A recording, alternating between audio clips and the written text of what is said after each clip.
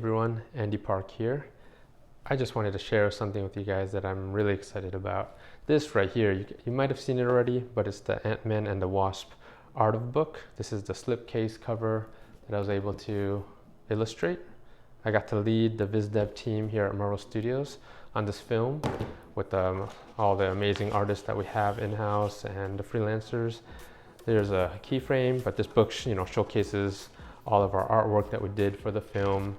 This is a lot of the Ant-Man designs that I got to do. I got to design the first Ant-Man and his solo film, and then I got to design him again for Captain America Civil War, and then this is the Ant-Man 3.0 that I got to design for the Ant-Man and Wasp film.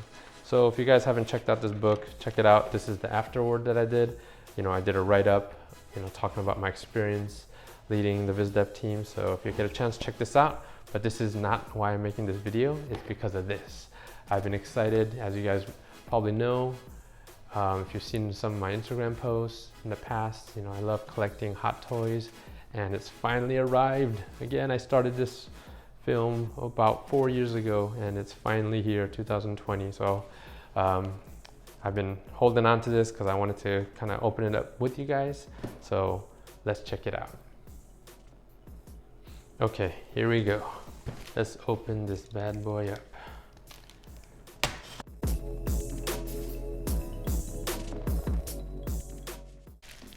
Whoa, look at that, shiny. That's pretty cool. And look at that. That is artwork based off of a keyframe that I did. So Ant-Man running with Wasp, but and then they turn it into this cool looking package. Look at that. I love the shiny elements. Look at that. Very cool.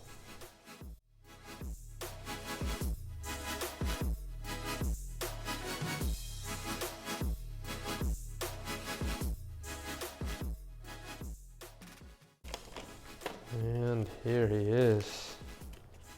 Look at that. Amazing.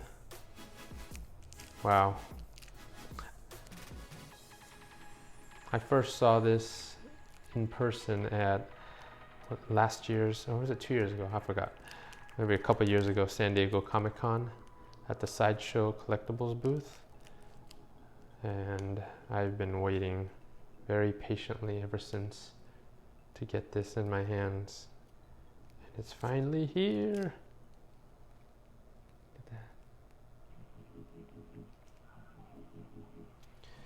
This stuff is always hard to take off.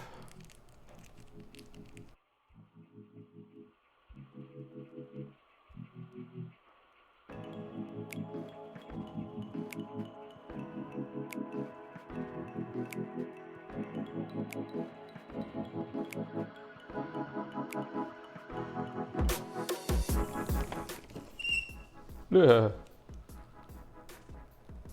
What was that sound? Did I scratch the box? I don't see any scratches. More importantly, did it scratch this? No, I don't see anything.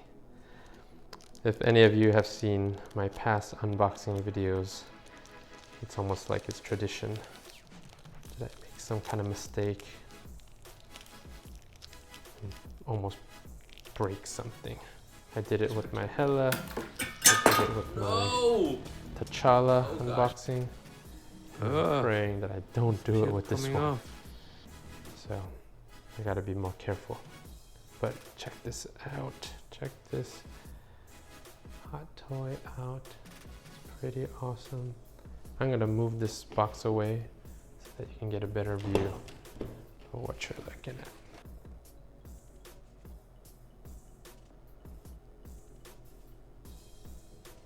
Very, very beautiful. So arms go up. So they made this thing, it's a Velcro. So there's Velcro. This thing is, you can take this off. I'm not gonna do it, so that you can move his arms. This is always the most challenging area when designing these costumes, is trying to figure out how to make the shoulders work practically while maintaining the design. And you know, all credit goes to costume designer and her Louise Frogley and her amazing costumers, as well as the head of specialty costume, which was Ivo Coveney.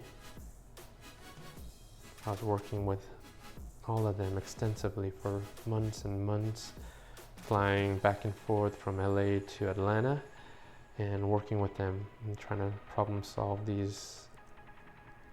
all of these design elements to make it look like the design that I did initially, but also how to make it practical and functional for Paul Rudd, Evangeline Lilly, and all the other actors, all the other costumes. This is pretty rad. Man, they even like captured the sheen that the real costume had, because I remember this one is very particular to the Ant-Man design. And of course that helmet is pretty much one-to-one exact from what initially, you know, I did the concept design, and then our in-house 3D master modeler in Adam Ross, you know, sculpted this in 3D over Paul Rudd's head sculpt, or his actual scan, and then from there Ivo Coveney and his amazing artisans in his department made this come to life for real. And there's a lot of back and forth, a lot of problem solving, a lot of R&D. Yeah, I have nothing but respect for all those amazing artisans, because it's not an easy thing. It's not an easy thing to make come to life, but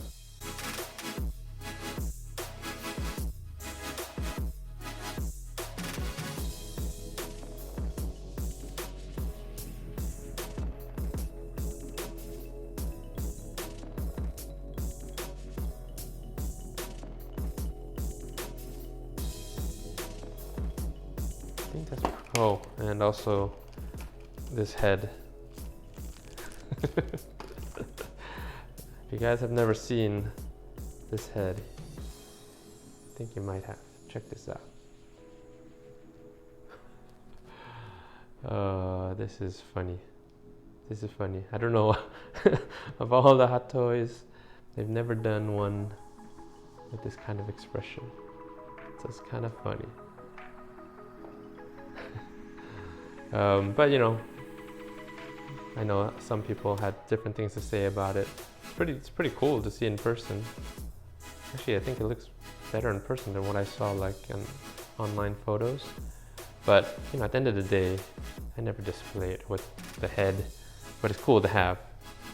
So I wanted to show you the past iterations. So you have, there we go, Ant-Man 1.0. Let's move this out of the way. Ant-Man, remove all this stuff. So get a clear look at it. The very first Ant-Man. Then you have Ant-Man 2.0, as I like to call him, from Ant-Man Civil War. Oh, what am I saying? Captain America Civil War. And then you have this one. So you get one, Ant-Man 2.0, Ant-Man 3.0. So let's put the arms down so you can take a look at all three of them. See the differences, similarities. So designing this one was really fun. The first one, you know, going for that retro look. So this is the most motorcycle, you know, jacket materials, retro with the wire. This is always going to be one of my favorites because it's just really fun. This is the only one though that has the whole helmet opening up, which I think is so cool that Hot Toys, you know, did that, and it's like magnetic right there. So that, I wish the other ones can do that too, but I guess the 2.0 Civil War one it just fully opened. It never really like did that, so it makes sense. And then for this one, it retracts all the way back, so it makes sense that it wouldn't show his face in there. So here's Ant-Man, the very first original one. Here's Ant-Man from Captain America Civil War. So I feel like when I designed this one, you know, I wanted to update it, streamline it, make it a lot more modern. So I feel like there's a pretty big contrast here. Let me move this, hold on. Pretty big contrast between these two, you know? And it's always fun to ask people, and when you see online, some people love this one more, some people love this one more. It's always fun.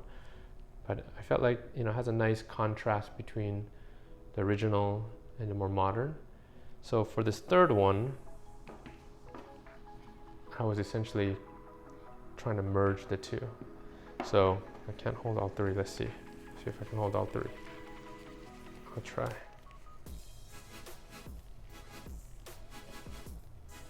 There we go. All three, arm in arm. So I was essentially taking the best of both worlds from the original and the modern and trying to merge it into still modern, but there's stuff that I love about that first one that this 3.0 Civil War one was missing. I can't believe I somehow missed the stripes on his forehead, on his helmet. That's something that I'm like, I don't know what I was thinking. That's very signature him. So I definitely brought that back. So let's compare the two. You know?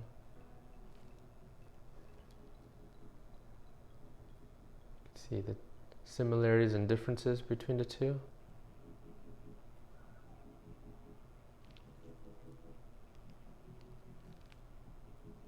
Even in their costumes. And then see the similarities and differences between these two.